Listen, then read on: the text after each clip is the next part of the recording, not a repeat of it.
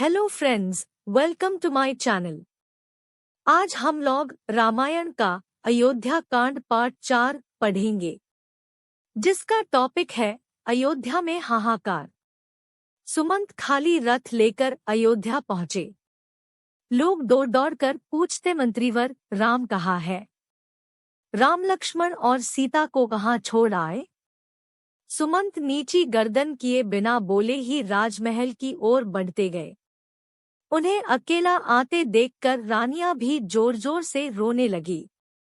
राजा ने भी पूछा, बेटा राम कहाँ है? पुत्री सीता न जाने कैसे रहती होगी। राजा अनाथ की तरह रोने लगे। सुमंत ने भी रोते रोते सब हाल कह सुनाया। कौशल्या छाती पीट पीट कर रोने लगी। राजा दशरथ ने अपने अपराध के लिए कौशल्या से क्षमा मांगी। राम को अयोध्या से गए 6 दिन हो गए थे। तब से राजा दशरथ भी यूं ही पड़े थे। आधी रात होने को आई, तब उनका श्रवण कुमार के पिता द्वारा दिए गए शाप की याद आई। उन्होंने कौशल्या से कहा, एक बात मैंने तुमको अब तक नहीं बताई, आज बताता हूँ। हमारे तुम्हारे विवाह के पहले की घटना है। एक बार वर्षा ऋतु में सरयू नदी के किनारे में शिकार खेलने गया। उन दिनों शब्दभेदी बाण चलाने का मुझे बड़ा शौक था। अंधेरा हो चला था। आपको स्टोरी अच्छी लग रही हो तो प्लीज एक लाइक कर दीजिए, और रामायण का कौन सा पार्ट आपको अच्छा लगा कमेंट कीजिए। अब आगे की स्टोरी। एकाएक नदी में से हाथी के पानी पीने की सी आवाज आई। उसी को लक्ष्य करके मैं बाण चला दिया। तभी मनुष्य के तड़पने की आवाज आई। मैं घबराया हुआ वहां पहुंचा तो देखा कि एक तपस्वी बालक घायल हुआ करा रहा है। पास में एक घड़ा भी पड़ा है। वह रोते रोते बोला, मेरे अंधे माँ बाप प्यासे उस आश्रम में बैठे मेरी राह देख रहे होंगे। कृपा कर उनके लिए पानी लेते जाइए। इतना कहकर उसने दम तोड़ दिया। मैं जल लेकर आश्रम में गया। मेरी आहट पाकर उसके बूढ़े बाप बोले, बेटा श्रवण इतनी देर कहाँ लगाई? मेरी जीभ लड़खड़ा रही थी। मैं डरते डरते बोला, मैं श्रवण कुमार नहीं हूँ, अयोध्या का राजा दशरथ हूँ। गलती से मेरा बाण उसे लग गया है और अब वह इस संसार में नहीं है। यह सुनकर वे करुण विलाप करने लगे। मेरे साथ वे नदी के तट तक आए। उन्होंने पुत्र को जलांजलि दी और मुझे शाप दिया, हे राजन, पुत्र के वियोग में जैसे आज हम मर रहे हैं, वैसे ही तड़प तड़प कर तुम भी मरोगे। और उन दोनों ने उसी समय प्राण त्याग दिए। कौशल्या, लगता है उस शाप के सच होने का समय अब आ गया है। मेरे प्राण मानो कोई खींच रहा है। हाय, मैं मरते समय प्यारे पुत्र का मुंह भी न देख सका। मैं बड़ा अभागा हूँ। अपने किए का फल भोग रहा हूँ। हा राम, कहते हुए दशरथ ने प्राण त्याग दिए। रानियां राजा के बलपौरुष का वर्णन करती हुई करुण स्वर में विलाप करने लगी। मंत्रियों ने राजा के शव को तेल से भरे कड़ा में रखवा दिया। फिर मंत्रिपरिषद ने विचार करके भरत को बुलवाने का निश्चय किया। हवा की गति से चलने वाले घोड़ों पर दूत भेजे गए।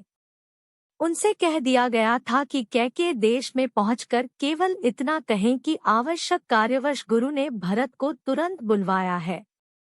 ननिहाल में भरत का मन उचट रहा था। तरह तरह की बातें उनके मन में उठती थी। जैसे ही उनको दूत का संदेश मिला, वे नाना मामा से विदा लेकर शत्रुघ्न के साथ अयोध्या को चल पड़े। नदी पर्वत लांघते हुए 8वें दिन वे अयोध्या आ पहुंचे। नगर में चारों ओर सन्नाटा था। बाजार बंद थे। नगरवासी भरत को देखकर मुंह फेर लेते थे। भरत घबराए हुए अपनी माता के महल में गए और ननिहाल का कुशल समाचार बताकर पिता और भाई राम के बारे में पूछने लगे। कैकेयी ने हंसकर कहा, तुम्हारे पिता तो स्वर्ग चले गए। वे इस पृथ्वी का सुख भोग चुके थे। उनके बारे में चिंता न करो। भरत फूट फूट कर रोने लगे। फिर उन्होंने पूछा, भाई राम कहाँ है? कैकेयी ने हंस हंस कर अपने वरदान तथा राम लक्ष्मण और सीता के वन जाने की सारी बातें कह सुनाईं। वह बोली, बेटा भरत, मैंने तुम्हारे लिए ही सब कुछ किया है।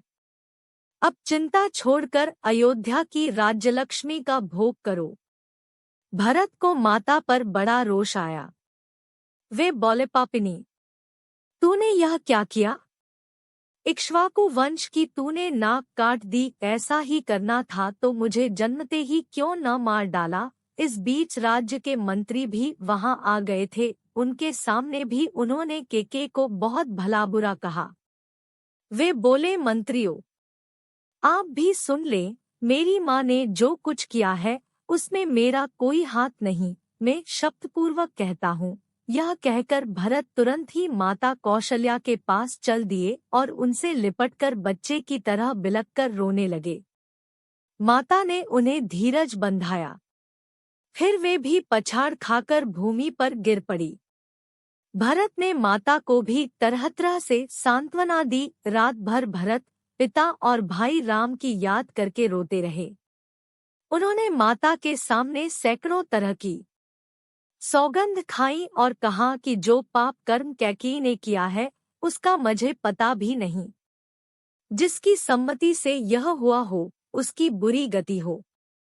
सवेरा होने पर राजा दशरथ का चंदन की चिता पर दाह संस्कार किया गया।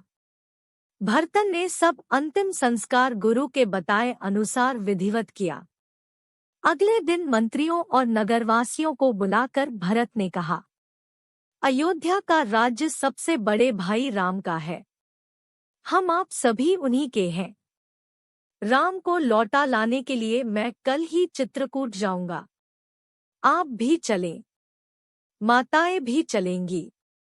प्रजा भी चलेगी और साथ में चतुरंशिनी सेना भी रहेगी। गुरु वशिष्ठ जी से भी मैं चलने के लिए प्रार्थना करूंगा। नेक्स्ट पार्ट में हम लोग पढ़ेंगे भरत की चित्रकूट यात्रा।